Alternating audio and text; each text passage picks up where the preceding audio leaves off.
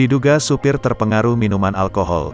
Bus Pahala Kencana bernomor polisi D7692-an terlibat kecelakaan tunggal di tol KM 306 jalur A yang ikut di Desa Sowaka, Kecamatan Pemalang, Kabupaten Pemalang, Jawa Tengah, Rabu, tanggal 6 Oktober tahun 2021, malam sekitar pukul 23 waktu Indonesia Barat.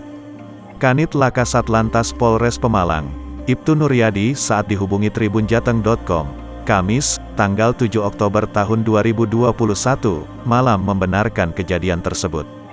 Kecelakaan tunggal itu berawal saat bus Pahala Kencana yang dikemudikan Suhendra, 39, warga Kota Baru Arjasari, Kecamatan Arjasari, Kabupaten Bandung, melaju di jalan tol dari arah barat ke arah timur atau dari Jakarta hendak ke Semarang. Kemudian sesampainya di lokasi kejadian, diduga pengemudi bus tersebut terpengaruh minuman beralkohol, sehingga tidak bisa menguasai laju kendaraannya dan oleng kiri, lalu terperosok dan terguling, kata Kanit Laka Satlantas Polres Pemalang, Ibtu Nuryadi. Pihaknya mengungkapkan, beruntung tidak ada korban jiwa dalam kejadian laka tunggal tersebut.